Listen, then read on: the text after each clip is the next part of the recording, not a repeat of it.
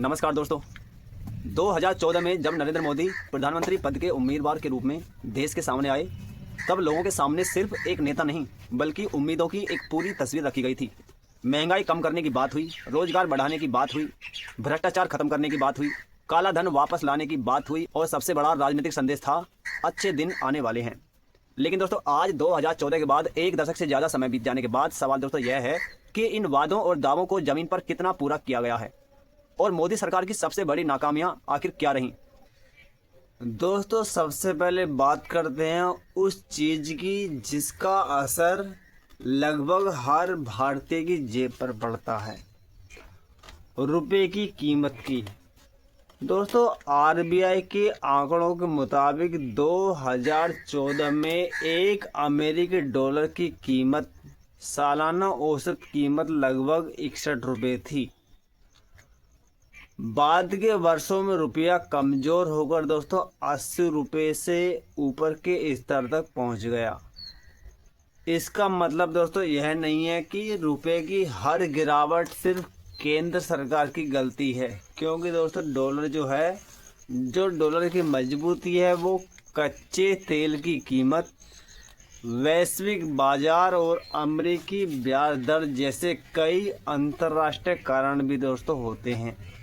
लेकिन दोस्तों सवाल यह जरूर है कि इतने वर्षों में भारतीय मुद्रा को मजबूत बनाने और आयात पर निर्भरता घटाने के लिए सरकार की आर्थिक नीतियों का आम आदमी को दोस्तों कितना फायदा मिला। दोस्तों अब आते हैं रोजगार पर। 2014 में युवाओं के सामने सबसे बड़ी उम्मीदों में से एक थी रोजगार। चुनावी राजनीति में हर साल बड़ी संख्या में रोजगार पैदा करने की बात की गई थी, लेकिन रोजगार के सवाल पर सरकार को लगातार आलोचना झेलनी पड़ी। PLFS के आंकड़े बेरोजगारी की तस्वीर को समझाने का दोस्तों एक आधिकारिक स्रोत है, लेकिन सिर्फ बेरोजगारी दर देखकर पूरी कहानी दोस्तों समझना भी सही नहीं है। रोजगार की गुणवत्ता, स्थायी नौकरी, वेतन, काम के घंटे और युवाओं की रोजगार योग्यता भी उतनी ही दोस्तों महत्वपूर्ण है। इसका कारण दोस्तों है कि भारत में नौकरी पाने की तैयारी कर रहे करोड़ों युवाओं के लिए सिर्फ GDP बढ़ना पर्याप्त जवाब नहीं है। और दोस्तों फिर आता है 2016 का नोटबंदी का फैसला। 8 नवंबर 2016 को रातों रात 500 और 1000 के रुपए के नोटों को बंद करने का दोस्तों ऐलान किया गया। सरकार ने इसे काले धन, नकली नोट और आतंकवाद की फंडिंग के खिलाफ बड़ा कदम बताया। उन्होंने इसके बाद देश में बैंकों और ATM के बाहर लंबी कतारें लगी। छोटे कारोबार और नकदी पर निर्भर अर्थव्यवस्था को बड़ा झटका लगा और कई लोगों की रोजमर्रा की जिंदगी प्रभावित हुई। RBI के बाद के आंकड़ों से दोस्तों यह सामने आया कि बंद किए गए नोटों का लगभग पूरा हिस्सा बैंकिंग सिस्टम में वापस आ गया है। इसलिए आज भी दोस्तों सवाल उठता है कि अगर लगभग सारी नकदी वापस आ गई तो नोटबंदी से काले धन पर वास्तविक और स्थायी प्रहार कितना हुआ।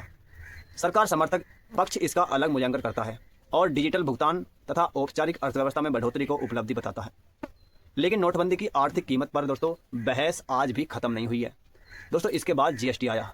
एक देश एक टैक्स की सोच निश्चित रूप से बड़ी आर्थिक सुधार की कोशिश थी, लेकिन शुरुआत में छोटे कारोबारियों और व्यापारियों को नियमों की रिटर्न और तकनीकी प्रक्रियाओं को समझाने में काफ़ी परेशानी हुई।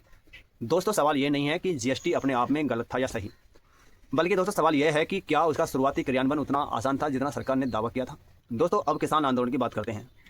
2020 में 3 कृषि कानून लाए गए। सरकार ने उन्हें कृषि क्षेत्र में सुधार और किसानों को ज़्यादा विकल्प देने वाला कदम बताया, लेकिन देश के बड़े हिस्से में किसानों ने इसका विरोध किया। मामला इतना बढ़ा कि सुप्रीम कोर्ट ने जनवरी 2021 में इन कानूनों के अमल पर दोस्तों रोक लगा दी और एक समिति बनाने का दोस्तों आदेश दिया। आखिरकार नवंबर 2021 में प्रधानमंत्री ने तीनों कृषि कानून वापस लेने की दोस्तों घोषणा की। यहाँ दोस्तों सवाल यह है कि अगर कानून इतने जरूरी और किसान के हित में थे तो सरकार उन्हें वापस क्यों लेना पड़ा, और अगर सरकार को अंततः वापस ही लेना था तो इतने लंबे आंदोलन और टकराव की जरूरत दोस्तों क्यों पैदा हुई। तो बात आती है कोरोना महामारी की। 2020 में अचानक लॉकडाउन लागू हुआ। संक्रमण रोकने के लिए कठोर कदम उठाना जरूरी था, लेकिन लॉकडाउन की तैयारियां और उसके मानवीय प्रभाव पर दोस्तों गंभीर सवाल उठे। लाखों प्रवासी मजदूरों के सामने घर लौटने की समस्या आई। छोटे कारोबार और रोजगार बुरी तरह प्रभावित हुए। दूसरी लहर के दौरान ऑक्सीजन, अस्पताल और स्वास्थ्य व्यवस्था को लेकर देश में भयावह स्थिति दोस्तों देखने को मिली। WHO ने बाद में भारत समेत दुनिया के देशों के लिए एक्सेस मोर्टेलिटी का अनुमान जारी किया और दोस्तों यह भी बताया कि महामारी की वास्तविक मौतों का आकलन केवल आधिकारिक कोविड मृत्यु संख्या दोस्तों नहीं किया जा सकता। इसलिए दोस्तों महामारी का पूरा मूल्यांकन सिर्फ सरकार की उपलब्धि या सिर्फ सरकार की विफलता के रूप में कहना भी दोस्तों उचित नहीं होगा। लेकिन दूसरी लहर की तैयारियों और स्वास्थ्य व्यवस्था पर सवाल उठाना पूरी तरह दोस्तों जायज है। अब दोस्तों आते हैं आतंकवाद पर, क्योंकि 2014 से पहले नरेंद्र मोदी और भाजपा की राजनीति में राष्ट्रीय सुरक्षा सबसे बड़े मुद्दों में थी। यह सवाल उठाया जाता था कि अगर सीमा की सुरक्षा केंद्र सरकार के हाथों में है तो सीमा पार से आतंकवादी देश में कैसे घुसते हैं। लेकिन सत्ता में आने के बाद भी आतंकवादी घटनाएं दोस्तों पूरी तरह खत्म नहीं हुई हैं। गृह मंत्रालय के आधिकारिक आंकड़ों के मुताबिक जम्मू कश्मीर में 2014 में दोस्तों 222 आतंकवादी घटनाएं दर्ज हुई। 2015 में 208, 2016 में 322, 2017 में 342, 2018 में 614, 2019 में 594, 2020 में 244 और 2021 में दोस्तों 229। इन वर्षों को जोड़े तो दोस्तों यह 2775 घटनाएं बनती हैं।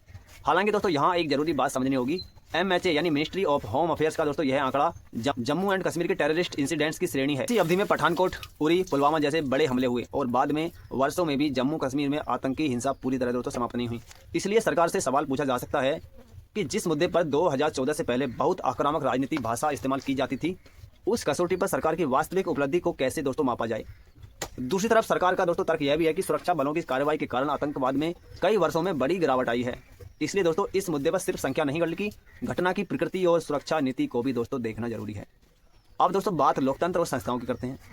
2024 में सुप्रीम कोर्ट ने इलेक्टोरल बॉन्ड स्कीम को दोस्तों असंवैधानिक घोषित किया और कहा कि राजनीतिक दलों को मिलने वाले चंदे की जानकारी न मिलना नागरिकों के सूचना के अधिकार से जुड़ी समस्या पैदा करता है।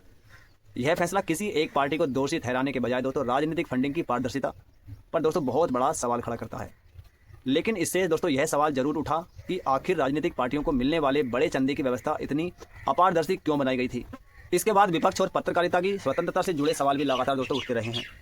सरकार समर्थक लोग कहते हैं कि भारत में लोकतंत्र पूरी तरह मजबूत है और विपक्ष को चुनाव लड़ने की पूरी आज़ादी है।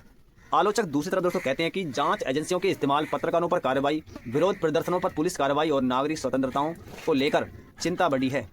इन मामलों में हर आरोप को दोस्तों सच मान लेना भी सही नहीं होगा।